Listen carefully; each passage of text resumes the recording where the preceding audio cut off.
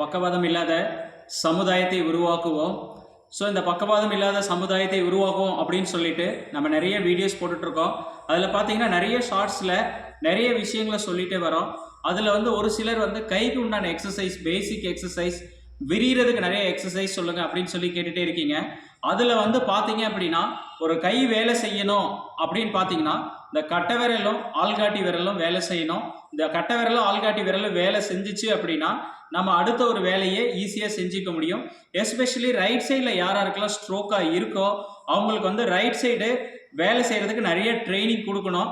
So அந்த கட்டை விரலும் ஆள்காட்டி விரலும் சேர்ந்து செயல்படுவதற்கான பயிற்சிகள் என்ன அப்படிங்கிறத தான் இன்றைக்கி நம்ம பார்க்க போகிறோம். ஸோ ஃபஸ்ட்டு நம்ம கட்டவிரல் வேலை செய்கிறதுக்கு என்ன பண்ணணுங்கிறத தனியாக ஒரு செப்பரேட்டாக பார்த்தீங்கன்னா ஒரு ஷார்ட்ஸில் ஒரு 7-8 வீடியோஸ் பார்த்துருக்கோம். அதே மாதிரி இந்த ஆள்காட்டி விரலுக்கும் நம்ம பார்த்துருக்கோம். ஃபஸ்ட்டு கட்டை விரல் ஆள்காட்டி விரல் வேலை செய்யணும் அப்படின்னா நல்லா ஸ்ட்ரெச்சிங் பண்ணணும்னு சொல்லியிருக்கோம்.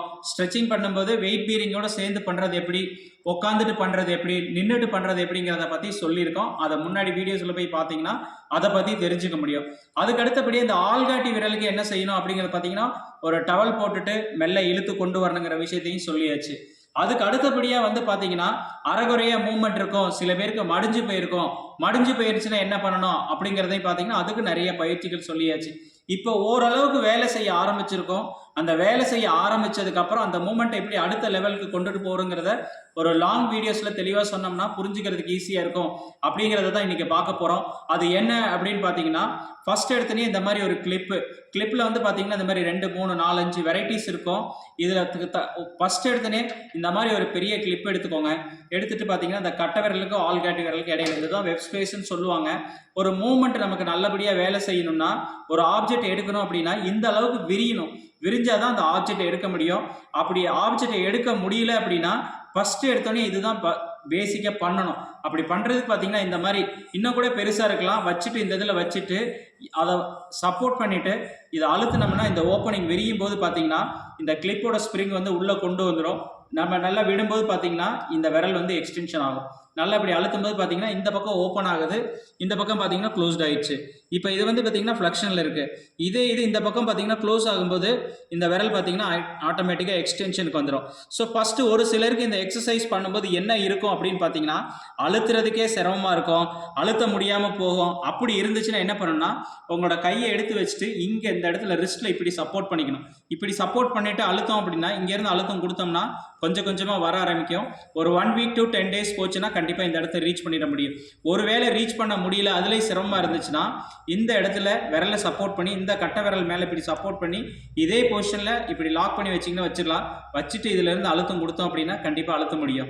இப்படி அழுத்தி ஓப்பன் பண்ணி விட்டுட்டே இருந்தோம்னா இது கிராஜுவலாக அடுத்த லெவலுக்கு போக ஆரம்பிக்கும்.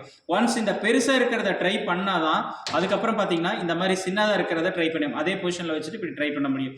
பட் ஆல்மோஸ்ட் அதுவும் சேம் தான். பட் அதை கம்பேர் பண்ணும்போது 80% பார்த்தீங்கன்னா கொஞ்சம் பெருசாக இருக்கும், 20% சின்னதாக இருக்கும். இது அடுத்த கிளிப்பு. இப்போ நார்மலாக துணிக்காய போடுறப்ப வச்சிருக்க கிளிப்பெல்லாம் வச்சுட்டு பண்ணிங்கன்னா ரொம்ப சின்னதாக இருக்கும். கொஞ்சம் கொஞ்சமாக படிப்படியாக குறைச்சிட்டே வரணும். ஃபஸ்ட்டு இந்த கிளிப்பை ட்ரை பண்ணிட்டு வந்தோம் அப்படின்னா ஆட்டோமேட்டிக்காக இந்த ஸ்பேஸ் இம்ப்ரூவ் ஆக ஆரம்பிக்கும். அப்படி இம்ப்ரூவ் ஆனதுக்கு அப்புறமேல என்ன பண்ணணும்னு பார்த்தீங்கன்னா இந்த மாதிரி வெயிட் பேரிங், அதாவது வெயிட் பேரிங் இப்படி வச்சுட்டு இந்த விரலை நல்லா ஃபுல்லாக எவ்வளோ முடியுமோ கட்டை விரலை இழுத்து வெளியில் வைக்கணும். இந்த ஆள்காட்டி விரலை இப்படி விரித்து வச்சுக்கணும். இது மாதிரி வச்சுட்டு ரெஸ்டிங் டைம் நீங்கள் சும்மா இருக்கிற டைமில் இந்த மாதிரி ஒரு டேபிளில் வச்சு ஸ்ட்ரெச் பண்ணி இப்படி வச்சுட்டு இப்படி மெல்ல உள்ளார தள்ளிட்டு வர பார்க்கணும். இந்த கட்டை விரலை எந்த அளவுக்கு மூவ் பண்ணுறீங்களோ இந்த ஸ்பேஸ் இம்ப்ரூவ் ஆச்சுன்னா ஒரு ஆப்ஜெக்ட் எடுக்கிறதுக்கு பார்த்தீங்கன்னா இப்போ இங்கே ஒரு ஆப்ஜெக்ட் எடுக்கிறோம் அப்படின்னா நம்ம எடுக்கிறது பார்த்தீங்கன்னா இதை ஓப்பன் பண்ணி இப்படி தான் எடுப்போம். இதே ஒரு பாட்டில் ஒரு இது இருந்துச்சுன்னா இந்த அளவுக்கு நமக்கு தேவைப்படும். சில பேருக்கு இவ்வளவுதான் மூவ்மெண்ட் இருக்குன்னா இந்த கிளிப்பை வச்சு ட்ரை பண்ணிட்டு வந்தோம்னா நிறைய வர ஆரம்பிச்சிடும். பார்த்தீங்கன்னா இப்போ நான் இதை எடுக்கணும்னா பார்த்தீங்கன்னா இப்படி தான் எடுக்க முடியும்.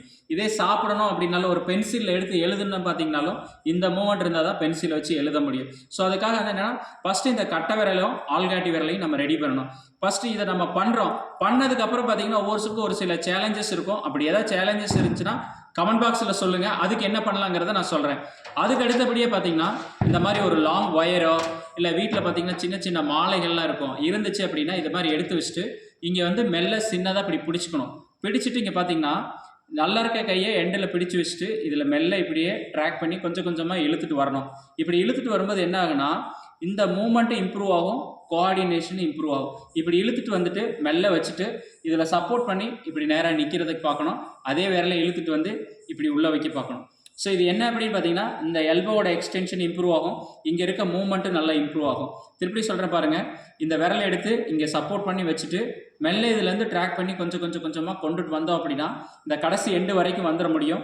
வந்துட்டு நிறுத்திட்டு திருப்பி இந்த மாதிரி வெளியில் நீட்டினோம்னா நேராக வச்சுக்க முடியும். இப்படி வச்சுட்டு திருப்பி உள்ளே கொண்டு வந்தோம்னா மூவ்மெண்ட் இம்ப்ரூவ் ஆகும். ஒருவேளை இது ஈஸியாக இருந்துச்சுன்னா கொஞ்சம் கொஞ்சமாக அடுத்த லெவலுக்கு போக ஆரம்பிக்கலாம். இந்த அளவுக்கு பண்ணியாச்சுங்க. அதுக்கப்புறம் மேலே என்ன பண்ணலாம் அப்படின்னு பார்த்தீங்கன்னா இந்த சார்ஜர் இது இருக்கும், ஃபோன் சார்ஜர். இதுக்கப்புறம் அடுத்தபடியே சின்னதாக உண்டான ஒயர் எல்லா இடத்துலையும் கிடைக்கிறது வந்து இதுதான். இந்த சார்ஜரோட ஒயர் எடுத்து வச்சுட்டு இங்கே பாருங்கள், அதே மாதிரி சின்னதாக சிம்பிளாக பிடிச்சி இந்த மாதிரி நல்லா மெல்ல ட்ராக் பண்ணி எவ்வளோ முடியுமோ அந்த அளவுக்கு எண்டு வரைக்குமே கொண்டு வரலாம். கொண்டு வந்தோம்னா அடுத்த லெவலுக்கு போகிறதுக்கு ஈஸியாக இருக்கும். ஃபஸ்ட்டு எல்லாமே பெரிய ஆப்ஜெக்டில் வச்சு பண்ணோம்னா கொஞ்சம் சிரமமாக இருக்கும். பழகினதுக்கப்புறம் அது சரியாக போயிடும். அதுக்கப்புறம் சின்ன ஆப்ஜெக்டை வச்சு ட்ரை பண்ண பார்க்கணும். இதுக்கப்புறம் இது ஒயரை.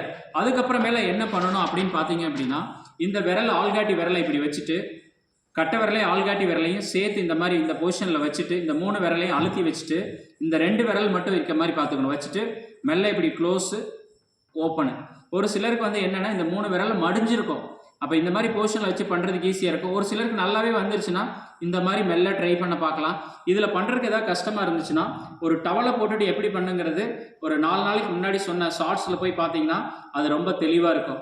அதுக்கப்புறம் மேலே என்ன பண்ணணும்னு பார்த்தீங்கன்னா ஒரு பென்சில் பேனா வச்சு பக்கவாதத்தில் முறைப்படி எழுதுவது எப்படி அப்படின்னு போய் பார்த்தீங்கன்னா இந்த பென்சிலை வச்சு என்னென்ன எக்ஸசைஸ் பண்ணணுங்கிறதையும் ஒரு சின்னதாக ஒரு 10 to 15 வீடியோஸில் அதை பற்றியுமே தெளிவாக பேசியிருக்கேன். எஸ்பெஷலி ஒரு கை வேலை செய்யணும் அப்படின்னு நினச்சோம்னா இந்த கட்டை விரலும் ஆள்காட்டி விரலும் நல்லா வேலை செஞ்சிச்சு அப்படின்னா அதை வச்சு மேக்ஸிமம் வேலைகளை நம்மளால் வச்சுக்க முடியும். அப்படி செய்யணும்னா இந்த ஸ்பேஸ் வந்து நல்லா எந்த அளவுக்கு விரிஞ்சிருக்கோ அந்த அளவுக்கு தான் செய்ய முடியும். ஒருவேளை இந்த ஸ்பேஸ் விரியல அப்படின்னா இதை விரியறதுக்கு தான் வெயிட் பேரிங்கு ஸ்ட்ரெச்சிங் எக்ஸசைஸ் எல்லாமே சொல்லியிருக்கேன். சொல்லிவிட்டு இந்த கிளிப்ஸை வச்சு ட்ரை பண்ணுங்கள். அதுக்கப்புறம் இந்த ஒயருக்கு வாங்க, ஒயர் முடிச்சுட்டு சின்ன ஒயருக்கு வாங்க, திருப்பி இதை ப்ராக்டிஸ் பண்ணுங்கள். கண்டிப்பாக இந்த கட்டை விரல் ஆள்காட்டி விரல் வேலை செஞ்சிச்சுன்னா கை விரல் வேலை செய்கிறதுக்கு ரொம்ப ஈஸியாக இருக்கும். திருப்பியும் ஃபியூச்சர் வந்து உங்களுக்கு இதில் ஏதாவது டவுட்ஸ் இருந்துச்சுன்னா கமெண்ட் பாக்ஸில் சொல்லுங்கள். அதுக்கு என்ன எக்ஸசைஸ் சொல்லலாங்கிறத பார்ப்போம். தேங்க்ஸ் ஃபார் வாட்சிங். தேங்க்யூ.